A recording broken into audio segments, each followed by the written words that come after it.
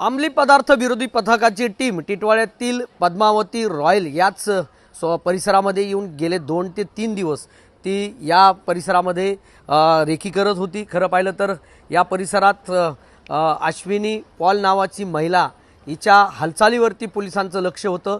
गुप्तपणे police याच परिसरामध्ये येऊन बसली होती आणि ते येणाऱ्या जाणाऱ्या प्रत्येक व्यक्तींवरती महिलांवरती ते त्यांची रेकी करत होते, माहिती घेत होते। मात्र अश्विनी पॉल नावाची ही महिला रात्री उशिरापर्यंत याच पद्मावती रॉयल्स हाय प्रोफाईल सोसायटीमध्ये येत असल्याची माहिती पोलिसांना मिळाली आणि शनिवारी पोलिसांनी कल्याण डोंबिवली महानगरपालिकेचे अधिकारी असल्याचं भासवत त्यांनी याच परिसरामध्ये अनेक नागरिकांचा सर्वे देखील केला।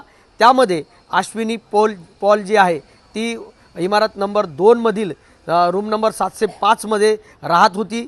तिच्या घरी पोलीस पोहोचले आणि पोलिसांनी तिच्याकडून माहिती घेत असता तिने तिच्याबद्दलची काही माहिती देखील त्या पोलिसांना सांगितली। अर्थातच ते कल्याण डोंबिवली महानगरपालिकेचे अधिकारी आहेत असं त्यांनी सांगितलं होतं।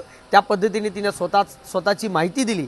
त्यावेळेस तिनं डान्स बारमध्ये काम करत आहे असं देखील तिनं सांगितलं। मात्र पोलिसांना जेव्हा खात्री पटली की हीच ती अश्विनी पॉल आहे, ती ड्रग्स माफिया आहे आणि ती वेळोवेळी वेगवेगळ्या शहरामध्ये जाऊन घर बदलते अशी माहिती मिळताच याच परिसरात काही पोलीस बसलेले होते। त्या पोलिसांना वरती बोलवलं आणि अश्विनीच्या घरामध्ये झाडाझडती घेतली। त्यावेळेस अश्विनीची घरातली झाडाझडती घेत असताना तिच्या घरामध्ये असलेल्या कचऱ्याच्या डब्यामध्ये जवळपास 6 कोटीहून अधिक लाख रुपयाचं ड्रग्ज जे आहे ते आढळून आलेलं आहे आणि पोलिसांनी त्यानंतर तपास सुरू केलेला आहे। खरं पाहिलं तर पोलीस याच सोसायटीमध्ये आले होते आणि ते 2 ते 3 दिवसांपासून या महिलेचा पाठलाग करत होते, तिच्यावरती नजर ठेवून होते। नेमकं कल्याण डोंबिवली महानगरपालिकेचे अधिकारी म्हणून ते आले होते आणि त्यांनी काय नागरिकांकडे चौकशी केली आपण जाणून घेणार आहोत। आपल्यासोबत या ठिकाणी याच सोसायटीतील काही रहिवासी आहेत। मॅडम काय सांगाल का पोलीस या ठिकाणी आली होती, काय नेमकं तुम्ही पाहिलं या ठिकाणी? अनोखे काही लोक या ठिकाणी सिव्हिल ड्रेसमध्ये होते, काय पाहिलं तुम्ही? हो, पोलीस लोक आले होते 2-4 दिवस इथं फिरत होते वेशांतरमध्ये।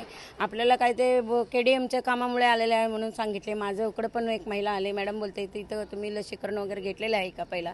हो म्हटलंय। त्याच्यानंतर ते निघून गेले। आपल्याला 2 दिवसानंतर कळाले इथं अमुक महिलांना असं ड्रग्सचं कामं करताना उचलून नेलेले आहे। त्याच्यानंतर आम्हाला खळबळ झाले, इथली नागरिक सगळे घाबरून गेले आणि इथं जास्त करून बाहेरची लोक आहे त्याच्यामुळे ते कोण कसं आहे ते काय कळत नाही आहे।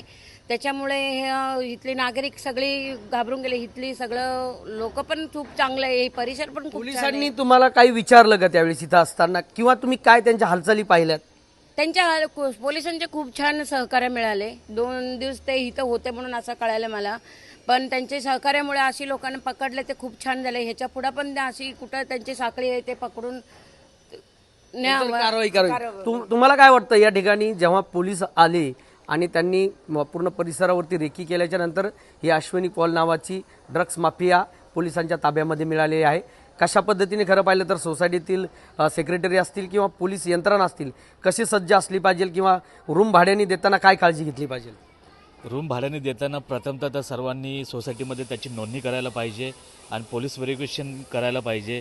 हे खूप महत्त्वाची घटना घडलेली आहे आणि पोलीस अधिकारी वर्ग सध्या सांगत असतात की कोणीही रूम भाड्याने देताना त्यांनी प्रत्यक्ष पहिला ॲग्रीमेंट करून पोलीस व्हेरिफिकेशन करावं आणि त्याचं एक कॉपी ती सबमिट करावी लागते पोलीस चौकीला। बस तुम्ही काय सांगाल? काल तुम्ही खरं पाहिलं तर पोलिसांना निवेदन दिलेलं आहे, काय निवेदनामध्ये म्हटलं आणि पोलिसांकडे काय मागणी केली? निवेदनामध्ये आम्ही असं म्हटलेलं आहे की तात्काळ कॉम्बिंग ऑपरेशन करून अशा प्रकारे ज्या घटना घडत आहेत यावरती आणखी सखोल चौकशी करून संबंधित जे कोणी गुन्हेगार आपल्याला सापडतील त्यांच्यावरती तात्काळ ॲक्शन घेण्याचं आम्ही पोलिसांना कालच निवेदन दिलेलं आहे। नक्कीच खरं पाहिलं तर या परिसरामध्ये पोलिसांनी जेव्हा रेकी केली, पोलिसांनी त्या अश्विनी पॉलचा पाठलाग केला आणि त्यामध्ये अश्विनी हीच ड्रग्स माफिया असल्याचं समोर आल्याच्या नंतर परिसरातील सर्व रहिवासी भयभीत झालेले आहेत, घाबरलेल्या अवस्थेमध्ये आहेत आणि येथील काही कार्यकर्त्यांनी येथील रहिवाशांनी पोलिसांना निवेदन देऊन नेमकं ड्रग्स माफिया आणखी कोण आहेत, कुठे आहेत याचं कॉम्बिन ऑपरेशन करून अशा पद्धतीने बेकायदेशीर धंदा करणाऱ्या लोकांवरती कारवाई करण्याची देखील मागणी केलेली आहे। कॅमेरामन अभय त्रिपाठीसह सुरेश काटे, एबीपी माझा, टिटवाळा, कल्याण.